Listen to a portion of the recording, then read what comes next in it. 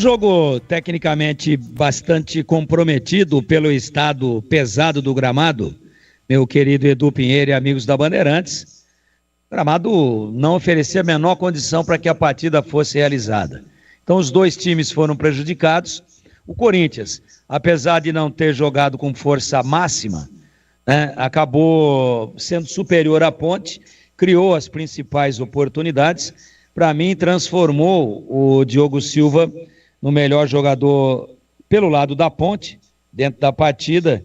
É lógico que uma hora essa bola iria entrar, apesar das dificuldades da equipe do Corinthians para trabalhar a bola. Muita dificuldade, a Ponte também, mas o Corinthians, um time mais técnico, acabou sofrendo mais ainda, né?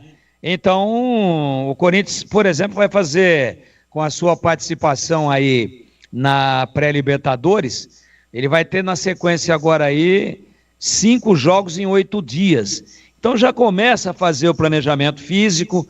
O próximo jogo com o Corinthians é o derby contra o Palmeiras.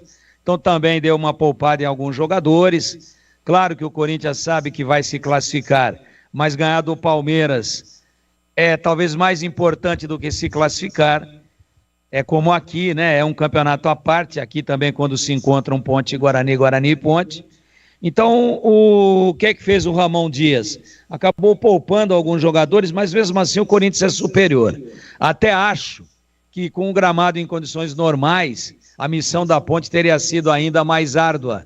Eu entendo que o estado lamentável do gramado, que o estado impraticável para se jogar futebol do gramado, nivelou tecnicamente por baixo o jogo. Ainda assim, o Corinthians, mesmo às vezes territorialmente dominado, às vezes de uma maneira enganosa, dando a impressão de que a Ponte estava amassando o Corinthians, mas de prático mesmo ela criou muito pouco. Inclusive, para mim o lance mais agudo, aquele do Arthur no primeiro tempo, pegando um rebote da entrada da área, e esse no finalzinho aí, protagonizado pelo menino, pelo Vitor Andrade, que fez a diagonal. Ele é destro, joga do lado esquerdo, veio a trancos e barrancos, driblou 2 jogadores do Corinthians e bateu, mas bateu aquele lance pro Hugo, quase bola atrasada, que é um grande goleiro. É muito difícil fazer gol nesse goleiro do Corinthians.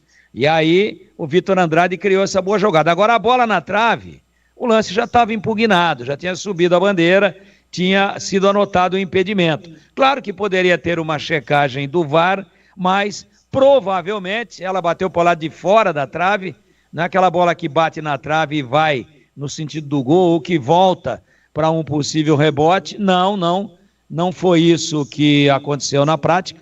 Ela bate no pé da trave do lado de fora e já sai no sentido da linha lateral. Lance agudo, Bruno Lopes. Sim, lance agudo, mas provavelmente não ia valer. Então, de prático mesmo ofensivamente, aquele chute do Arthur, que o Félix Torres acabou se jogando na bola e salvando ainda no primeiro tempo, e essa jogada isolada aqui do Vitor Andrade, isso pelo lado da Ponte, aí chutou, e o Hugo neutralizou o chute praticamente em cima dele, mas foi uma boa jogada e entrou bem, temos que fazer justiça aqui, entrou bem no jogo o Vitor Andrade. Já o Corinthians, 4 chances reais no primeiro tempo e mais 2 chances reais no segundo tempo, inclusive com bola na trave, com uma bola arremessada contra a trave, com muito perigo por parte do Charles, o número 8, e estava batido nesse lance o bom goleiro da Ponte, o Diogo Silva. Então eu acho que o placar, de forma correta, ele acaba mostrando, mesmo num jogo muito fraco tecnicamente, por aquilo que eu já disse aqui, de um gramado impraticável, mas o placar ele acaba retratando com fidelidade e premiando a equipe que foi mais aguda, que jogou mais futebol e que, apesar das dificuldades de adaptação ao gramado, que criou os lances mais agudos e as principais chances ao longo dos 90 minutos e mais acréscimos. E lembro aqui que nós tivemos 9 minutos de acréscimo, né?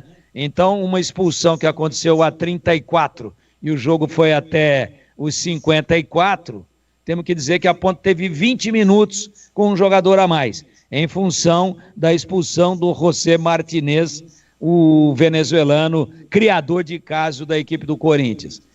20 minutos com um a mais, criou muito pouco. Resumindo, a Ponte tem pouquíssimo poder de fogo. A Ponte não tem força ofensiva, a Ponte tem muita dificuldade para fazer gol e tem muita dificuldade também na sua zaga, especialmente com o Simon, que para mim foi o responsável pelo gol que a Ponte tomou. Não poderia jamais ter tomado o drible inocente que ele tomou do Thales Magno, jogador que fez o gol do Corinthians. E estava tudo desarrumado, o Emerson, que fazia a quarta zaga, não estava por ali, o Thales Magno driblou, né, de uma maneira muito simples e com muita facilidade ao zagueiro Simon, e aí quem chega para tentar cobrir é o Pachecão, todo desajustado, todo torto, não chegou a tempo e o Thales Magno bateu forte, e nessa o Diogo Silva foi vencido. Então a Ponte tem problemas, tem que pensar urgentemente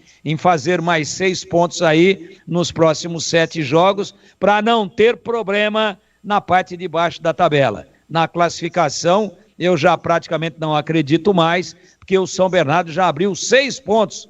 Hoje foi a 12, é o líder, e o vice-líder é o Palmeiras, e aí eu não preciso falar mais nada. Então, a Ponte tem um mérito, lutou durante os 90 minutos mais acréscimos, guerreou, se entregou, se jogou na bola, teve intensidade, mas tem muita limitação técnica e tem muita dificuldade de finalização e de criação ofensiva, além de ter uma defesa que, quando apertada, entrega, especialmente no setor do Simon e também do Emerson, que eu acho que está fazendo uma quarta zaga ali e não vem a exemplo do Simon, só que numa intensidade menor de limitação, também não vem fazendo bem o seu papel na competição, meu queridíssimo Edu Pinheiro.